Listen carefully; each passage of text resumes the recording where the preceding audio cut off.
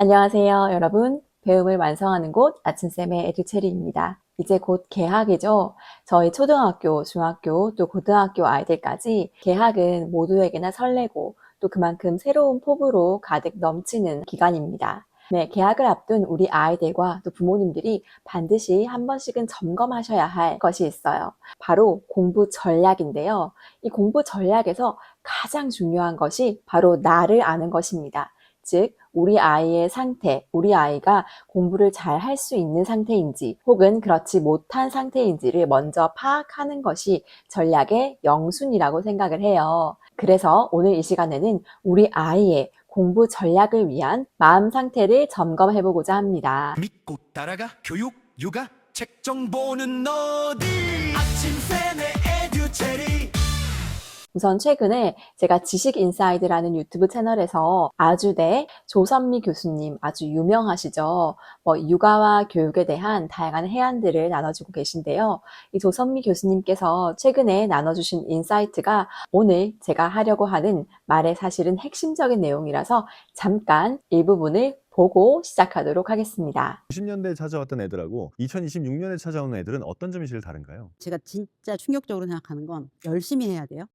열심히 해야 돼요. 이렇게 말을 하되 한 6, 7살짜리 때 그렇게 얘기를 하더라고요. 보니까 그 애들이 사교육을 되게 일찍 시킨 아이들이에요. 그러면 요새 최근에 그 얘기 들어보셨어요? 대치동에 4세반 생겼다고? 7세 아닌가요? 4세가 생겼습니다. 그 7세반 학원을 들어가기 위한 준비 학원이 4세반이 생겼습니다. 네, 너무너무 공감이 되는 부분이었어요. 실제로 저도 많이 들어봤던 것 같아요. 이거 열심히 해야 돼요? 이거 하면 성적에 들어가나요? 그런 이야기들인데요. 아이들이 왜 이런 질문을 하게 될까에 대한 근본적인 원인을 좀 파악해 보려고 합니다. 바로 학습 무기력이라는 개념 때문인 것 같아요. 오늘의 주제는 학습 무기력, 학습 무기력을 나타내는 아이들의 대표적인 특징 2가지. 이 학습 무기력과 조용한 ADHD 아이들의 어떤 연관성이 있는지까지 같이 한번 살펴보도록 하겠습니다. 먼저 학습 무기력이 뭔지 정확한 개념부터 짚고 넘어가 볼게요. 마틴 셀리그먼이라는 유명한 심리학자가 실험을 했습니다. 전기 충격을 받은 개는 나중에 탈출구가 열려도 도망치지 않고 그 자리에 엎드려서 고통을 견뎠다고 해요. 그러니까 계속 전기 충격을 받다 보면 나중에는 살 길이 있어도 스스로 의지를 포기하고 무기력한 상태에 빠진다는 거죠. 이때 등장한 개념이 바로 학습된 무기력입니다. 이 학습된 무기력이 실은 우리 교육 현장에서도 굉장히 많이 보이는데요. 부모님들께서 혹시 우리 아이 좀 무기력한 거 아닌가? 특히 학업에서만큼은 아이가 좀 의욕이 떨어진 것 아닌가? 라는 것을 점검해 보실 수 있는 2가지의 학습 무기력 유형이 있습니다. 첫 번째는요, 수업 방해 현상이에요. 제가 수업을 하다 보면 꼭 수업에 방해되는 행동들을 하는 친구들이 있어요. 친구들과 이야기를 나눈다거나 또 장난을 친다거나 또 몰래 뭔가 딴짓을 하는 친구들이 있어요. 그리고 이 친구들은 아무리 주의를 주고 또 주의를 끌어올려고 노력을 해도 참 쉽지가 않은데요. 이 아이들의 근원적인 원인이 무엇인가 라고 파악을 해보면 사실은 학습에 그다지 관심이 없는 경우가 많았습니다. 또 하고자 하는 의지가 좀 떨어진 상태라는 거죠.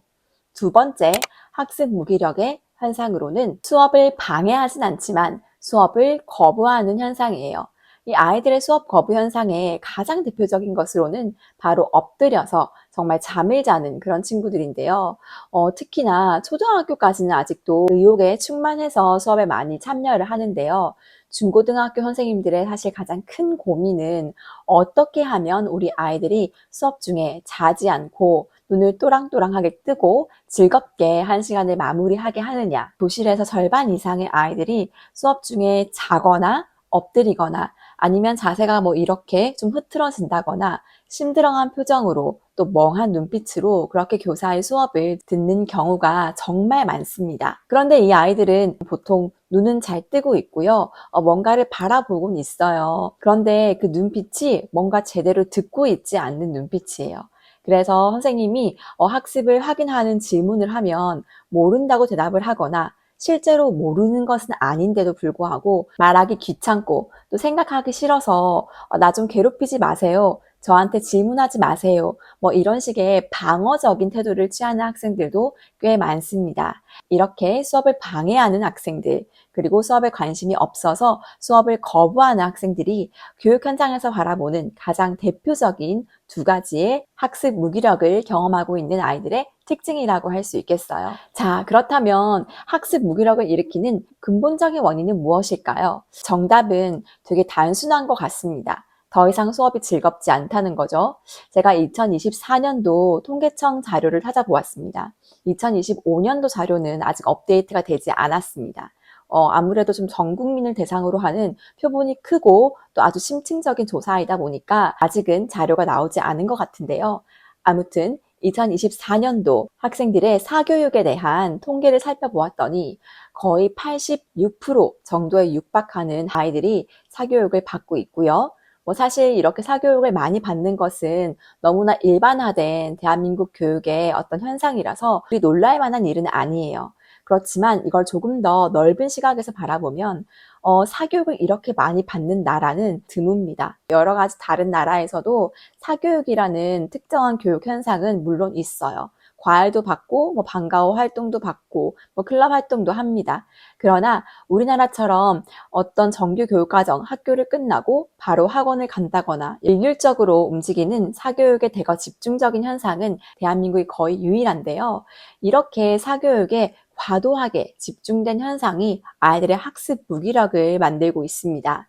왜냐하면 아이들은 더 이상 수업이 즐겁지 않아요. 수업은 다 아는 내용이거든요.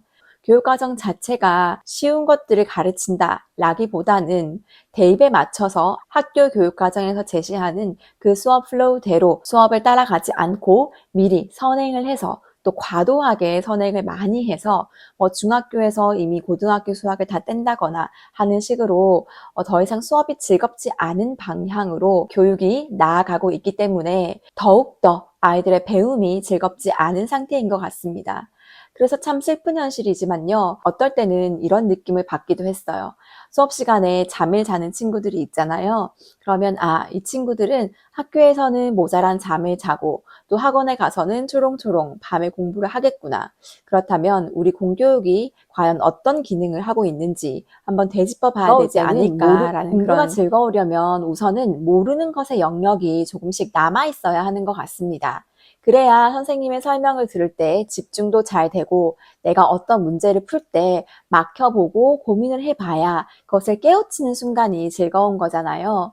그런데 요즘 아이들의 학교에서의 가장 큰 특징은 더 이상 배움이 즐겁지 않다는 것. 한두 번씩 들어본 개념들이 너무 많이 반복되다 보니까 처음 들어본 것이 아니니까 즐겁지 않은 것. 더 이상 배움의 내용이 우리 뇌에 새로운 자극으로 들어오지 않는다는 것이 가장 큰 문제라고 볼 수 있습니다. 그래도 괜찮아요. 교사로서 아쉽고 안타까운 점은 물론 많지만 그것이 하나의 대한민국 교육의 현실이라면 어쩔 수 없는 부분도 분명히 있을 것 같습니다. 그런데 이렇게 과도한 사교육 현상이 사실은 우리 아이들을 위한 것이라고는 하지만 아이들에게 학습 무기력을 일으킬 수 있다는 사실을 우리 부모님들께서 짚고 넘어가셨으면 좋겠어요. 인지적인 권태라는 용어가 있습니다. 우리가 다 아는 건데 굳이 왜 들어야 돼? 이런 배움에 대한 조금 오만한 마음과 또 실제로 밤 늦게까지 학원에 시달리면서 몸과 정신에 쌓인 피곤함이 같이 합쳐지면서 학습 무기력의 상태가 인지적인 권태 현상인데요. 이렇게 인지적으로 뭔가 지루하고 권태로운 상태가 반복되다 보면 결국은 학습 무기력증으로 나아가는 거죠. 다음으로 생각해 보아야 할 화두가 조용한 ADHD 아이들에 대한 이야기입니다. 보통 ADHD 아이들이라고 하면 교실에서 막 뛰어다니고 큰 소리를 내고 막 주의력 결핍 행동을 과하게 나타내는 주의력 결핍 행동장애 아이들인데요. 실은 주의력 결핍 행동장애 ADHD에도 조용한 ADHD 아이들이 있습니다. 미국의 정신의학과에서 발행하는 DSM-5라는 진단 기준에는요, 주의력 결핍 우세형이라는 유형이 있습니다. 일명 조용한 ADHD라고 부르는 아이들인데요. 이 아이들은 겉보기에 아주 얌전해요. 하지만 속은 폭풍우가 몰아친다고 합니다. 소란스럽고 요란한 ADHD들과 양상은 다르지만 별반 다른 차이가 없는 거죠. 조용한 ADHD 아이들의 특징 5가지를 살펴보도록 하겠습니다. 우리 아이가 혹시 좀 학습에 집중하지 못한다면, 또 뭔가 학업에 무기력한 상태라면 조용한 ADHD 현상을 겪고 있진 않은지 점검해 보셔도 좋을 것 같습니다. 첫 번째, 주의력 지속의 어려움입니다. 이 아이들은 겉으로는 잘 앉아있고 또 수업을 방해하지 않고 조용히 공부에 집중하는 듯 보이지만 사실은 딴 생각을 하고 있는 경우가 많습니다. 즉, 주의력이 결핍된 상태인 거죠. 두 번째, 조직화 기술이 부족합니다. 준비물을 잘 안 챙긴다거나 자기 주변을 조직적으로 잘 정리하지 못한다거나 하는 특징들을 보일 수 있습니다. 조용하고 얌전한 친구들인데요. 가방을 살펴보면 막 가정통신문이 구겨져 있고 뭔가 제대로 정리가 안 돼 있는 친구들, 특히나 과제를 줬을 때 이상하게 꾸준하게 또 성실하게 과제를 수행하지 못해서 결국은 마감 기한 내에 과제를 제출하지 못하는 친구들이 많아요. 그런데 이 친구들이 학교에서 특별히 문제 행동을 보이거나 그렇진 않아서 이유가 뭘까를 자세히 들여다보면 사실은 이 친구들이 주의력 결핍 현상을 경험하고 있을 확률이 굉장히 높더라고요.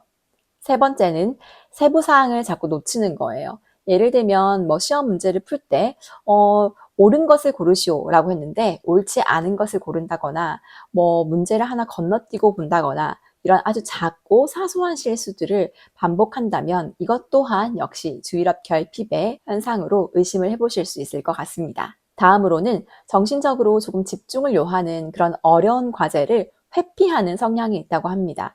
즉, 내가 봤을 때 조금 어렵다 그러면 미리 지레 겁을 먹고 도전하지 않으려고 하는 그런 행동 양상을 보인다고 합니다. 다섯 번째, 물건과 사물의 일을 자주 망각한다고 합니다. 일상적인 일들을 자꾸 까먹는 거죠. 조용한 ADHD 아이들은 거의 매일 아주 소리 소문 없이 학교에서 실패를 경험하고 있다고 보시면 돼요. 본인은 집중하려고 애를 쓰는데 뇌가 잘 따라주지 않거나 또 결과가 안 나오는 거죠. 그리고 부모님과 또 선생님들은 얘가 조용하고 잘하는 것 같은데 왜 이럴까? 넌 얌전한데 왜 이렇게 성적이 안 나오니? 태도가 뭐가 문제가 있는 거니? 머리가 나쁜 거야? 이렇게 비난을 하기도 하는데요. 아이들도 노력을 했는데 잘 안 되니까 어느 순간부터는 선택을 하는 거죠. 차라리 내가 노력하지 않는 게 낫겠다. 그냥 공부는 좀 포기해야겠다. 이렇게 무기력한 상태로 점점 더 빠지는 거죠. 조용한 ADHD 아이들을 포함해서 학습 무기력을 겪고 있는 학생들을 도와주지 않고 해결되지 않은 채 중학교, 고등학교로 올라가면 완전히 무기력의 늪에 빠져버리고 말 거예요. 결국 수업이 재미없다. 나는 해도 안 되는구나. 난 원래 이런 아이였어. 이렇게 스스로를 평가절하하는 거죠. 지나친 선행으로 우리 아이들의 호기심을 꺾지 말아주셨으면 좋겠어요.